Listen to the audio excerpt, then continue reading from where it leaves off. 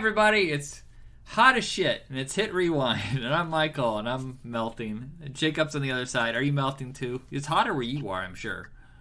Well, I mean, it's only like in the 80s, you know, high 80s, but hey, it's not that bad, and hey, I think I just sweat off 5 pounds. The nice part is, when I lived there, it was a dry heat, and when they always joke about that, no, there is a huge difference. It was only like 75 when I left today, and I walked to the gym, whatever, and it's just like, thick sweat. I can't breathe. Kind of. Yeah, I'd much rather have that weather. You know, I mean, I remember the code in Napa was always stick to the trees, and then it'd be fine. Hi, get in the shade now. You'll be burned alive. All right, so we're continuing our discussion of films of 1996. Jacob, what are we starting off with?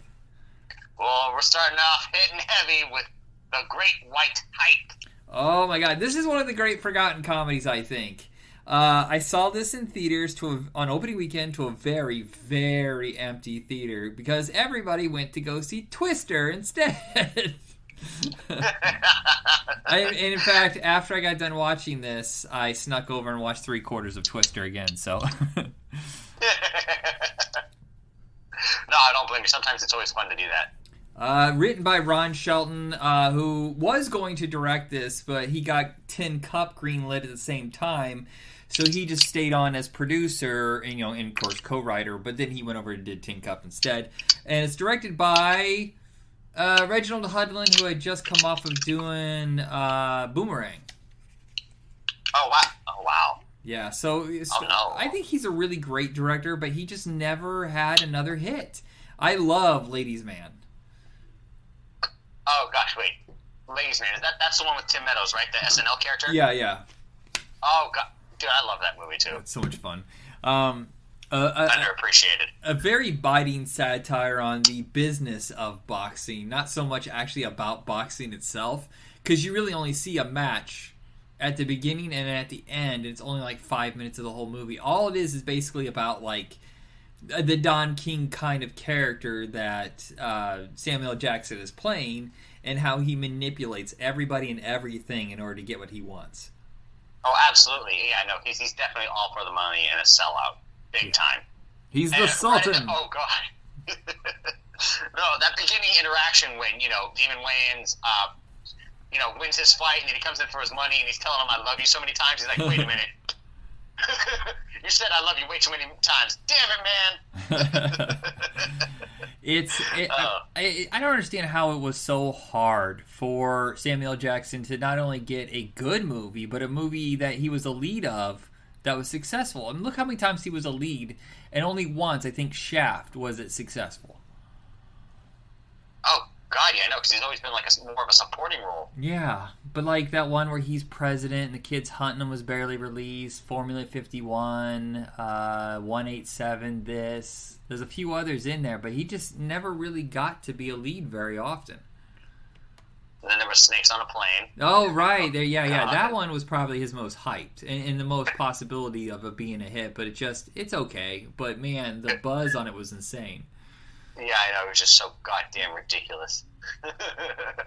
Yeah, so if you haven't seen the movie, it's about a Don King kind of character named the Sultan, and he realizes that sales on boxing matches are plummeting, and he needs to do something big to bring back audiences. And the thing is that it's mostly been black on black violence, if you want to categorize it like that, for decades. You hadn't seen a white heavyweight since the early 80s. And I think in our heads that it seemed like it was normal because of the Rocky movies and stuff like that, but the reality was, I mean, can you think of the last white heavyweight champion of the world? I mean, you're talking decades before this movie. Yeah, no shit. Rocky Marciano is the only one that can come to mind right now. It's funny. So yeah, he does this thing where he's just working an angle. Oh, Damon Wayans is on the Reaper Roper. He hasn't been defeated ever, I think, and he goes back to like one of his high school youth amateur matches. And finds Peter Burke, who is the dopiest but sweet guy. He really is a sweet guy. Terrible singer. Fucking idiot. Absolutely. Oh, God, yes, absolutely. When they first meet him, he's just like, looking at groupies, deciding on which one he wants to sleep with. Yeah. The oh man. The boxing match that we had seen right before this, and I think the movie was probably already made by then, but it was August or September of '95. It was supposed to be this huge Mike Tyson fight, and the pay-per-view on it was very high.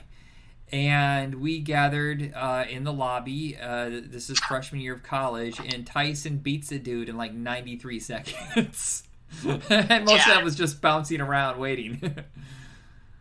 Oh yeah, no, dude.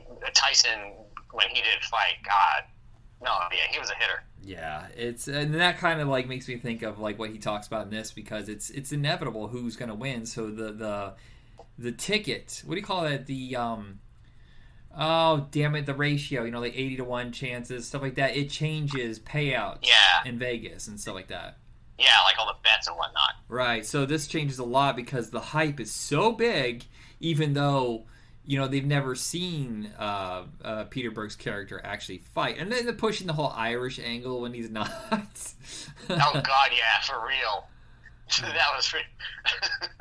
the only thing I would say about this movie that doesn't work sometimes, and it hurts it and it helps it at times, is the improv. You can clearly see a lot of these guys are just goofing around, seeing what works. Some of it does and some of it does. I mean, Jamie Foxx is absolutely on fire with his improv. Yes. Oh my God. That I was about to say. Jamie Foxx, of course, being on Living Color, already has like a lot of expertise when it comes to improv and just sketch comedy, and he just nailed it. Yeah, I think especially when he actually gets punched in the face when he's holding up a gun near the end of the movie. Oh yeah, the blink. The real big surprise here is that Jeff Goldblum would take a secondary role when he at this time. No, that's right. And Independence Day has not come out yet, so maybe that makes sense because he had Jurassic Park, but then his next two movies didn't do that well, like Hideaway and stuff like that. But it's funny just thinking like he was a secondary role at a time when he was like one of the biggest guys in the world. Oh God, yes, I know. And it's Jeff Goldblum. Everybody loves Jeff Goldblum. Yeah, and he's so pretentious in this, and he bought off so easily, just like nothing. It didn't take any like fight whatsoever. Oh, absolutely. Yeah, no, because he was. If I remember, he was a reporter, and he was just doing coverage on all these shows, and he was just, like, in their face. Yeah, he was trying to expose the Sultan as, a con artist and a scammer or whatever, and then just, like, instantly, hey, I'm hiring you. Okay. No fight whatsoever. And John Lovitz. John Lovitz does this thing in a movie that I still do to this day where he kisses his thumb and puts it out at you. I fucking still do that, because I watched this movie. I watched this movie so many times when it came out on video, but I hadn't seen it in probably 10, 15 years. It brought back wonderful memories. Oh, yeah, definitely. I mean, for sure. I mean, I watched it a lot on HBO when I was a kid. It would play so many times. Oh, my God. But the weigh-in scene, I think, was one of the most memorable because Damon Wayans has this prosthetic belly on. I remember in theaters it looked real obvious because you could see the glue from the makeup on his shoulders or whatever. It looks much better on video. Yeah. I mean, at the beginning of the first fight, yeah, I know, you can tell he's in good shape. He's in good fighting. You can tell he was a fighter. But then, oh my God, like later on throughout the movie where he's just like kind of lazing about, not even caring for training or staying in shape. Yeah. I'm getting in my mood. This is my mood movie. He's watching fucking Dolomite. right before a fight. So finally his manager comes in and turns it off. Yeah, I just think it's not no real big names besides Goldblum and Samuel Jackson and Damon Wayans, but it's just like one of those solid all-star kind of casts. The kind of thing you would see like with Rat Race. There's no real big stars in that either, but it works. Oh, absolutely. Oh God, who was the casino manager? Oh, it's Corbin Burnson from Major League. That's what I was about to mention too. I was like, God, I recognized him, but I couldn't remember his name. I love the end sequence where they're all dancing around, and then there's that slow-mo at the end after Peter Berg's all defeated and he's walking through the hallways. His stupid Irish leprechaun bullshit. Oh God, I know. I'm like, what the hell? Yeah. Oh man. Still, again, it's definitely a good watch. Even if you're a fan of even if you're a fan of boxing and you're expecting fights, even though there aren't any. This is still one to enjoy. Yeah, because it gets into the little itty-bitty stuff that people mostly ignore when they talk about boxing.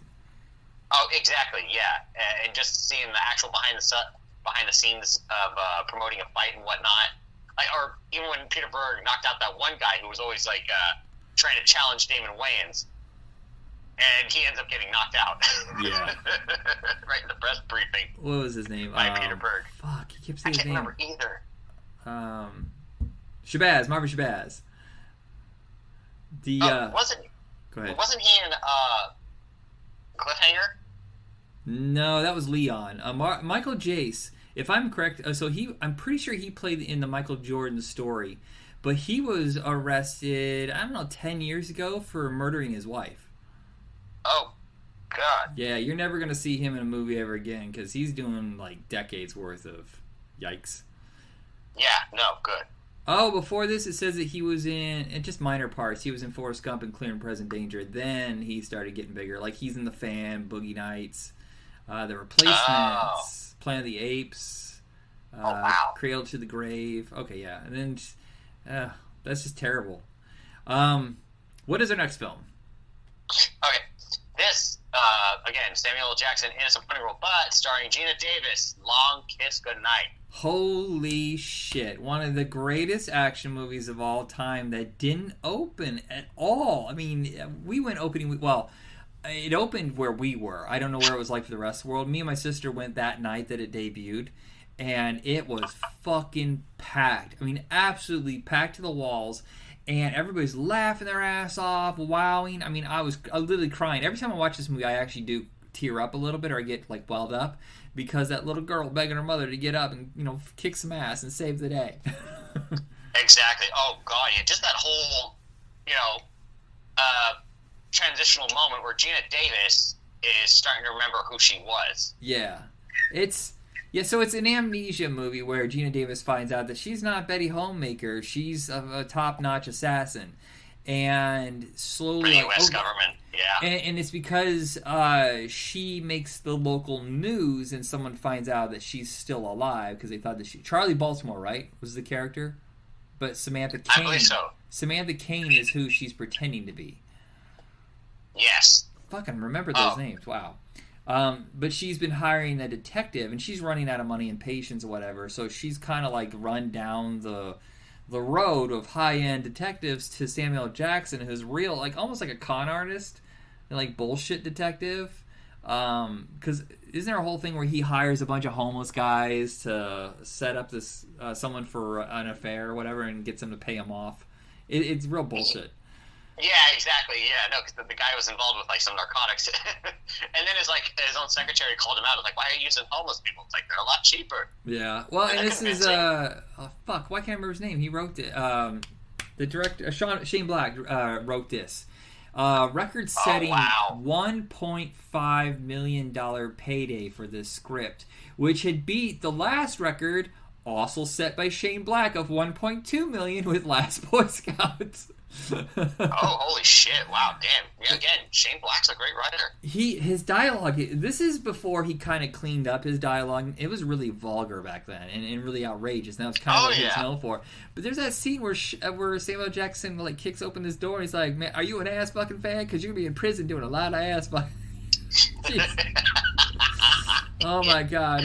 Or what is Die Screaming Motherfucker? There's so many good lines in this. Oh, when Brian Cox, who plays an agent in this, who's trying to save Charlie, his mother's dog keeps licking its butt. And he goes, that dog has been eating its ass for a half an hour. Whatever's theirs for good or gone forever. Oh god, yeah.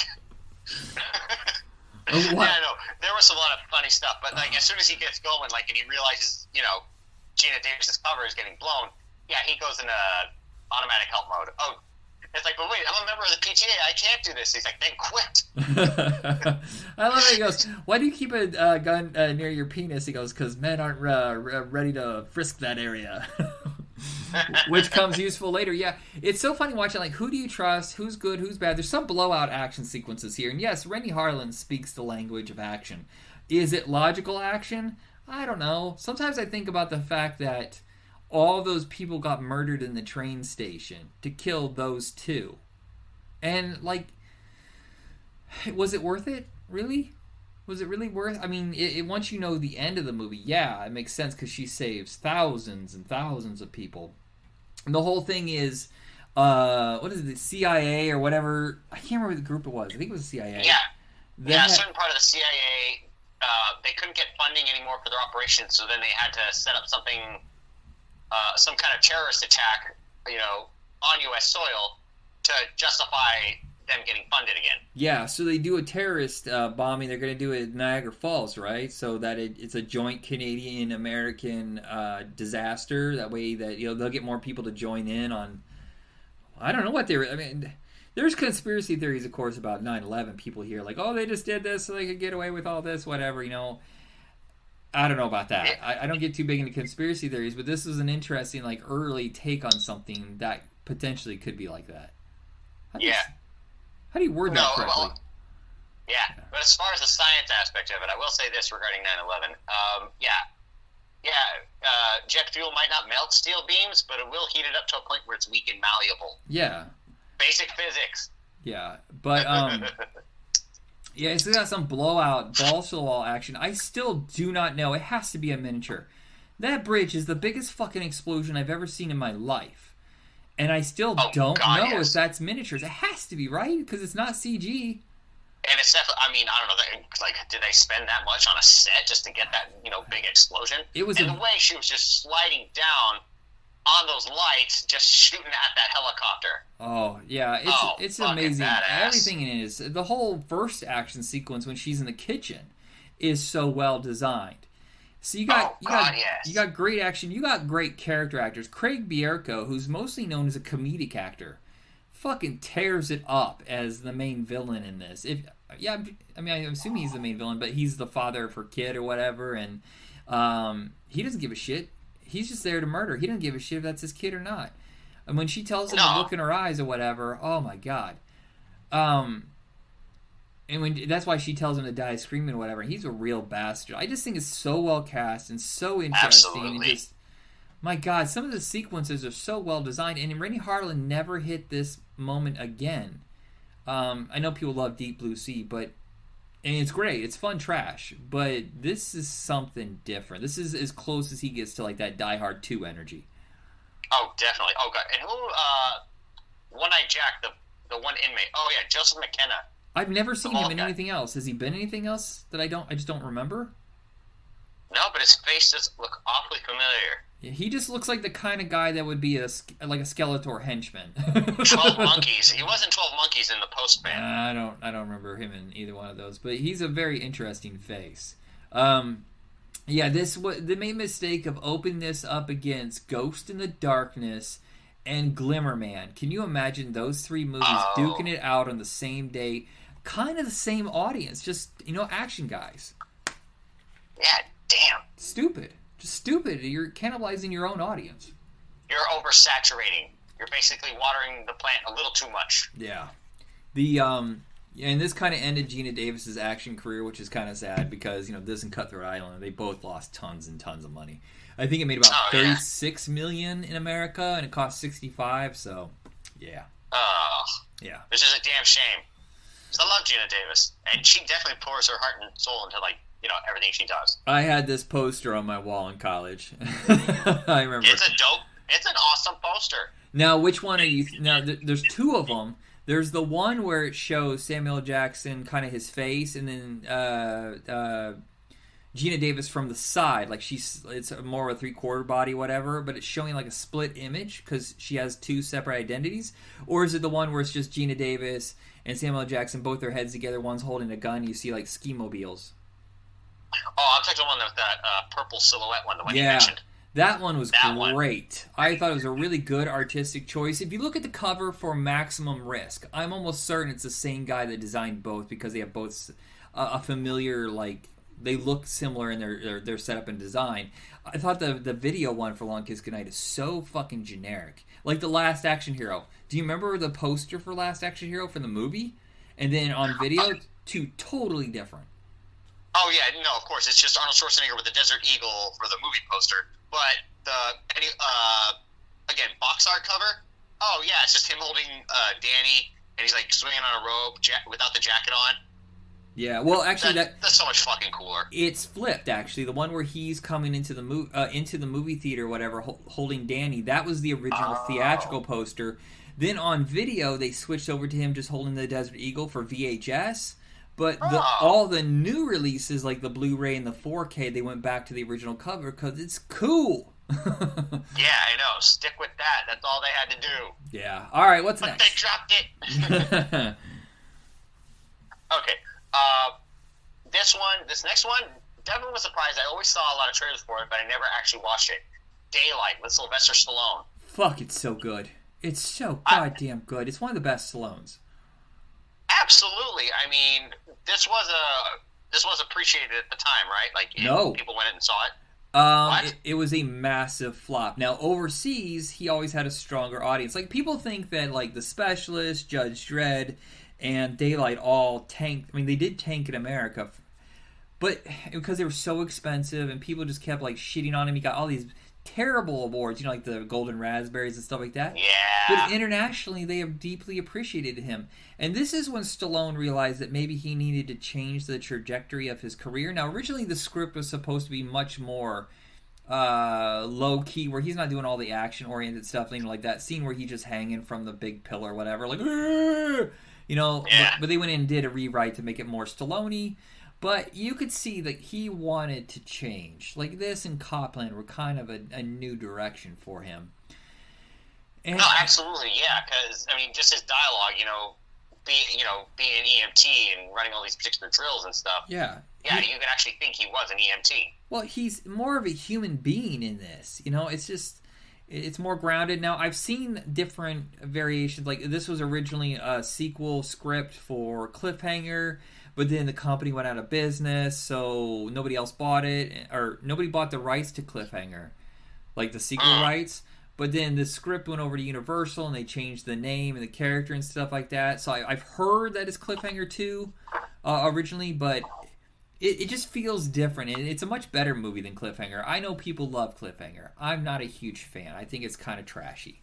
This is a legit, straight-up, old school disaster film, like from the 70s, where they focus more on the characters. I mean, it's interesting because, like, you think about Twister and Independence Day, and those are considered like the revival disaster movies, but this one's different because they don't put themselves in harm's way, and nothing otherworldly, big scope comes to give them grief. It's kind of like the Towering Inferno or Poseidon Adventure, where they're just innocent people trapped in a situation that just keeps getting more and more dire. Exactly. That's what I was about to say. Yeah, if anything, it was closer to something like Poseidon, like something out of their control too. Yeah. I mean, go ahead. Yeah, and again, this is like a very big cast too. I couldn't help but notice Vigo. Oh, yeah. This is like when people are starting to notice Vigo, because he gets G.I. Jane next. And I think, like Perfect Murder, they're slowly realizing this guy could be a star. And of course, absolutely. He seems like a guy who doesn't necessarily want to be a star. Like, he just wants to be a really good actor, and just get good roles. But, when money calls, it's like, how do you turn down stuff like Hidalgo, and it's like, I'm going to go do a Cronenberg movie after this, and that's kind of like his jam. Oh, yeah, History of Violence, and then, of course, the one where he's like a Russian KGB. Eastern Promises. Undercover KGB. Yeah. Yes, that. Oh, my God. Seriously, if Daniel Day-Lewis didn't win that year for There Will Be Blood, it definitely would have gone to Vigo. Yeah. It's really elaborate in... The things that they can do in a tunnel was very creative and elaborate without being overwhelming special effects. All of it makes sense. Oh, absolutely. Even the panic from, oh gosh, I forget the actress's name, but she's the one who's, she's a writer. Brenneman. She was on NYPD Blue. I can't remember her name. Oh my gosh. Now I have to look. Yeah, I can't remember. But Amy Brenneman. Amy, thank you. Yeah, when she panics at the end, that was a really heartfelt scene. There's just so much in this that really works, and I like the fact that Stallone stepped back and let other people shine. Stan Shaw is one of those guys, like the character actors you see all the time, and they always do a really fucking great job, but he is absolutely amazing as the transit cop. Sadly, disaster strikes, but, I think that he was given a lot of good stuff to work with. Holy shit, that car, like, overwhelming him was, like, like a monster movie. Oh, God, yes, I know. And, of course, them being underwater, though, did give him advantage because, like, things were a little bit more, what's the word I'm looking for? Oh, because the displacement of weight because the water could move things around. Yes. Yeah. That's what I was thinking of. Yeah, the thing is that nothing really came out to compete with this. There's no real reason why it didn't do well. It just, $10 million is all it opened up with, and when it's $80 million, that's bad. Yeah, no, just on your first week, on the opening weekend, yeah. Oh, gosh. Oh, and then, of course, Sage Stallone was in this as well. Yeah, rest in peace. That kid died way too young. I know. Oh, gosh. What was it, heart disease? Yeah, he had some problem in his, like, 30s or whatever that just, like, inflamed his heart or something, and he died super young. Total absolute side note, but he ran a very small independent boutique Blu-ray company called Grindhouse Releasing. And when I was working at a hotel in Cambria, Bob Morosky, who is Sam Raimi's go-to editor, he came in and visited, and we talked about the Grindhouse movies for an hour or two, whatever. And in the morning, I woke up, came into work, and there was a package there waiting for me of their movies. He said, "Thank you for the fun talk. I love Grindhouse movies, and I thought you would enjoy this." So, at the time, Sage whatever was running that company with him. And boy, those movies are gross, but they were fun to watch. Right. But his legacy lives on. Awesome. Yeah, his legacy lives on because Grindhouse is still going. Mm-hmm. Heck, the two Grindhouse films, like Planet Terror and Death Proof. Yeah, different. Dr. Mo 7. Yeah, different company though. That's not from the same. Oh, what was that? At least like a tribute to it? Kind of. I mean, they started right around the time that movie came out, and that's when I started getting really into Grindhouse movies. And this was, I want to say, 2 years later after Grindhouse had come out is when he came in and gave me those. Yeah, but so if you're interested in his, like, beyond his filming legacy, of course, the movies that they saved, they still have, I think, the rights to all of them. Pieces might be my favorite because it's so ridiculous. The slogan for Pieces is "You don't have to go to Texas for a massacre." Oh God! Oh God! Man, dude.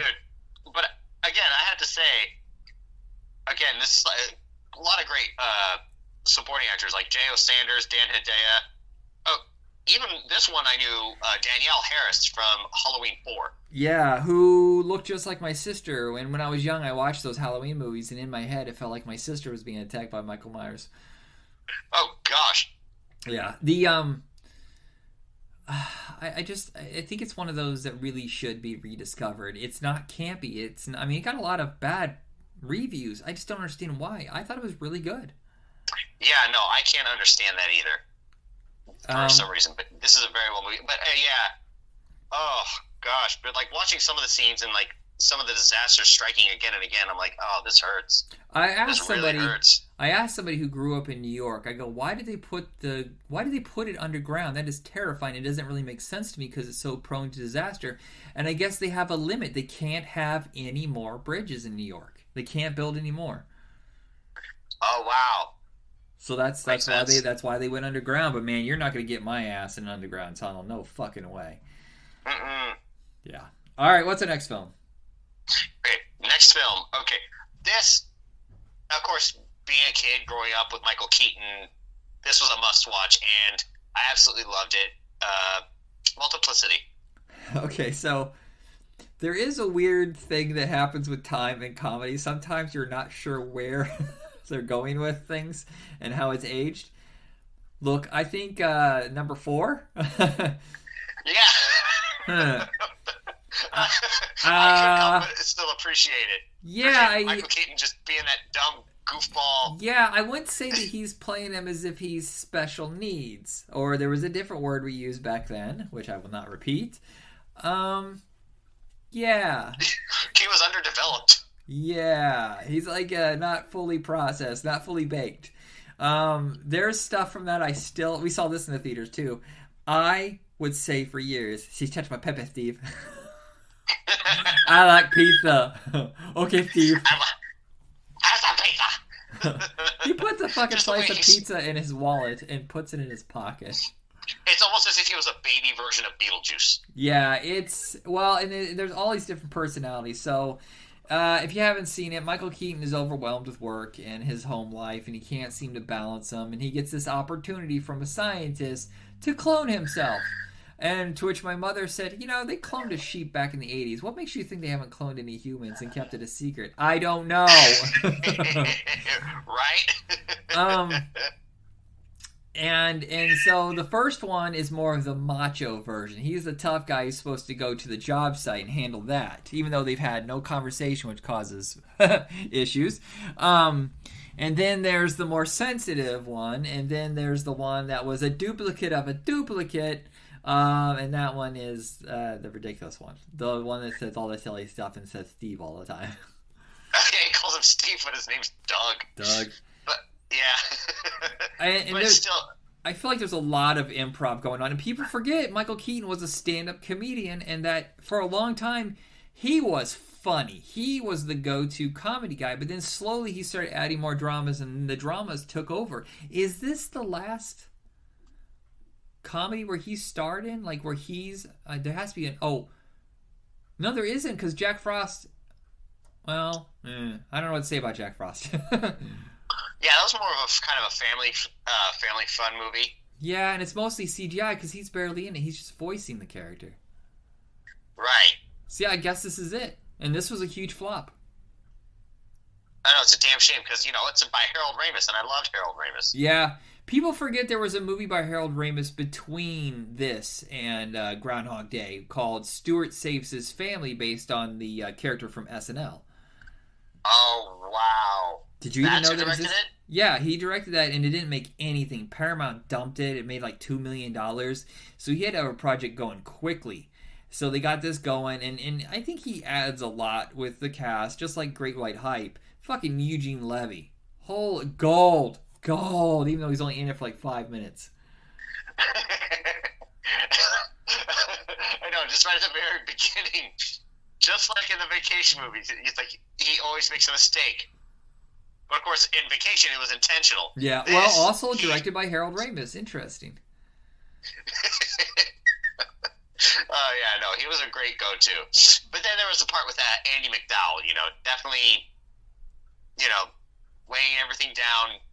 And, of course, her being his wife, yeah, and always, like, staying home taking care of things, it does seem kind of a little bit more stressful for him because she wants to go back to work. Because, she's a very successful woman. She's a college grad. She has a degree. And, yeah, she's more than qualified to do that. And, yeah, she's going up and up. And yet, again, as you mentioned, he's just, like, can't balance everything. So that even just kind of stresses him out a little bit more. Yeah. The one thing that doesn't work in this, I think, is the early visual effects on how they look at each other. Like, you can tell he's just talking to someone off screen, and it doesn't gel as well. But there's things I still cannot figure out how they did. Like, how does he chest bump himself? How does he pour Coke for himself? How the fuck does he do some of this stuff? Oh, got it. Oh, God, pouring Coke, that's all he needed to do to get number 4 to talk. Yeah. He was that easily bought. Just candy and pizza and Coca-Cola. Yeah, this is another one where we thought there was huge potential, and for some reason it just didn't connect to audiences. I don't know what it was. Yeah, no, I felt like it was just like a lot of success on like home video and HBO. Yeah, a lot of these movies. Well, here's the thing: is that they would get them cheap. Apparently, I didn't know this.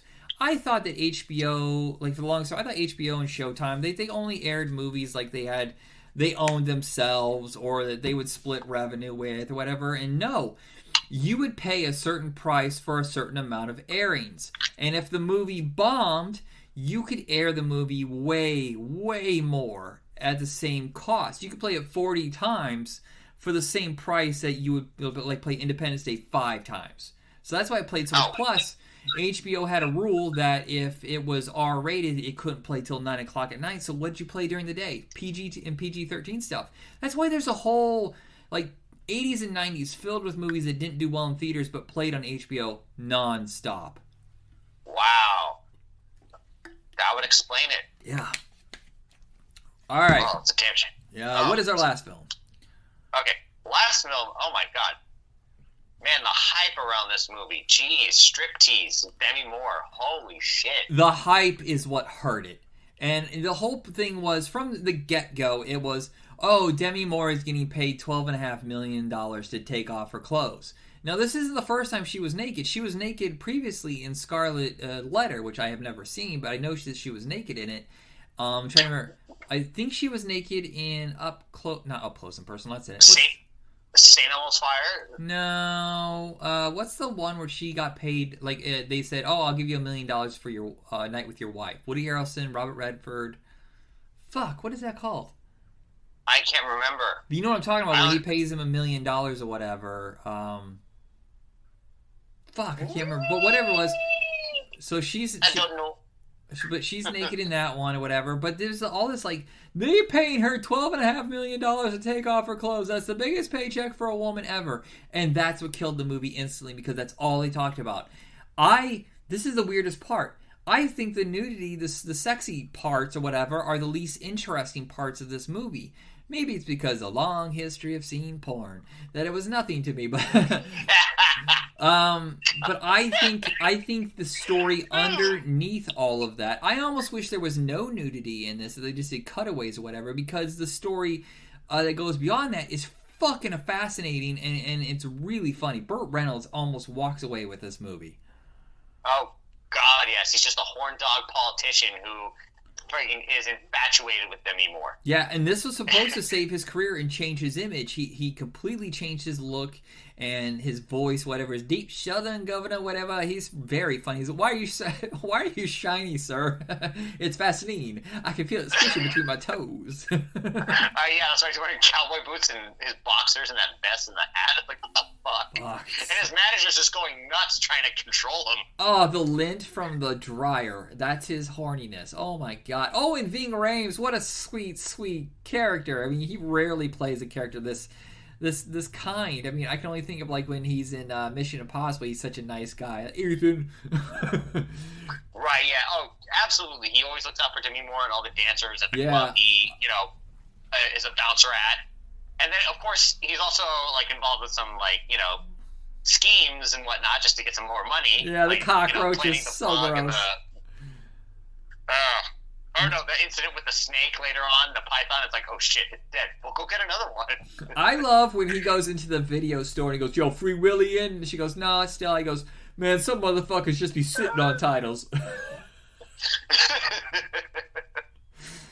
Oh my God, yes, video stores. Oh God, those were always a fun trip. Oh man, and Robert Patrick fucking changing his career. It's so funny, it didn't work for Burt Reynolds, but it worked for Robert Patrick, because at this point, Robert Patrick's career was dead in the water. He was doing direct-to-video action movies. And it looked like he was going to be stuck there he was just going to be known as the guy from T2. That was it. And he does this in Copland back to back, and all of a sudden people are like, that's the dude from T2? Like, he grew his hair out, he got shaggy, he got fucking funny and weird. Yeah, I know. For real. Oh, let's not forget, like, the disaster of Double Dragon. Wait, he was also in Die Hard 2, right? He was one of the... Well, yeah, but that's before Terminator 2. So it's just... It wasn't working out for him, whatever it was. And then, like, changing course to just being a character actor is what saved his career. And then, like, 3 years later, he's taken over X-Files and stuff like that. Right, yes. Oh, God, yeah, he played that beautifully. Oh, it's your Peacemaker. Peacemaker, he's so fucking great in Peacemaker. Oh, God, yes. Seriously, as far as casting goes, I feel like James Gunn really did have a hand in it, especially when it came to Vigilante, the character Vigilante. Uh-huh. But, again, picking Robert Patrick, again, yeah, his character's a piece of shit and you want him to die, but he did play it off quite well. Yeah. So it's kind of like, I think it goes well with Get Shorty, where it's like this comedic crime drama. So you have serious events, but it intermixed with like these goofball characters and this really elaborate, like what kind of like bizarre schemes. But I mean, people are legitimately dying. There's literal, like, legitimate danger, whatever. And I just think, for whatever reason, people were so caught up in that, and the fact that it came after Showgirls. Which, look, I know it has its cult audience, but that movie's a piece of shit. It is. Yeah, I'm not gonna lie. It was just, it's Paul Verhoeven. He definitely goes over the top with some of the material he gets, especially with violence. Yeah. But still, this, again, Demi Moore's whole motivation is to get her daughter back. And it's played by her actual daughter, Rumor Willis. Yeah. The way the beginning plays out with the judge siding with the dad just because, Demi Moore, I guess, wasn't exactly stable just yet because they had just divorced and, that's the fucking strangest thing is she was an Oh, yeah, that's the other thing I was trying to think of. She didn't know who Burt Reynolds was, even though she was an FBI agent. I thought that was weird. Like, you would think you would know who your congressman is. Yeah, I thought she... For sure, yeah, she was she was a federal secretary, and she got fired from being associated with Robert Patrick. Yeah, that's messed up. Yeah, and then she loses the kid, and he gets. I don't understand. She said, the judge said, because you don't have a stable job. Well, what did he have? Just because he was a witness doesn't. I mean, not a witness, a snitch. Come on. Yeah, he was an informant. Yeah, you don't get it. That's not a regular job, is it? Do you get regular pay? And then if you're an informant, you're in danger. How is that better for the kid? Exactly. Not to mention it's in Florida, so I'm like, why am I not surprised? The one thing that bothered me also is I wish the movie had stuck the landing and that she actually liked being a stripper. Like, instead of her feeling like ashamed. And I wish they had played that. Like, being a sex worker is not something to be ashamed of. And I don't know. The supporting the supporting dancers and whatnot. Yeah, well, they weren't ashamed of it at all. But again, Demi Moore, she doesn't want that. I mean, considering how the judge just kind of screwed her over, just for not having a job, and now that she has one, again, she was going to be slut shamed. Yeah, that's why. Yeah, I mean that would make sense, but it is. I mean, overall, like her dancing, her choreography, especially to Annie Lennox songs. Yeah, you better like Annie Lennox, by the way. It's all Annie Lennox. Yeah, Demi Moore's is definitely all Annie Lennox. And practically, that was the first time I heard the one she's like rehearsing to before Amar DeSanti goes to her apartment. Oh, yeah. That I can't remember the name of. That was the first time I heard that song. I remember when this came out on video, and the kid who lived across from us in the dorm rented it, and he had to go to class, and we all wanted to watch it, and we didn't wait for him to get out of class, so we started watching it in my room, and he walks over after class was over, and he's like, "You fucking assholes, you couldn't wait, whatever," and he was so pissed. And you know what? He was right! He was right! That was a dick move on all our parts. Jesus. You betrayed him! I know, it was so wrong.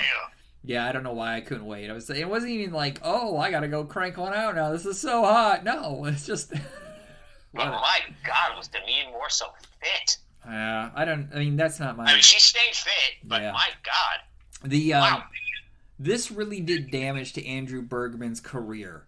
And if you don't know who Andrew Bergman is, he is the guy who wrote Blazing Saddles and The In-Laws, and he would hit his stride in the 90s because he did The Freshman, Honeymoon in Vegas, I can't remember the one he did, It Could Happen to You, and then, yeah, so he had 3 hits right in a row that were critically acclaimed, and then this, and man, they were ready to just stomp this movie into the mud, and he got a lot. I think he only directed like one more movie after this, Isn't She Great, with Bette Midler and Nathan Lane, and then it was over with.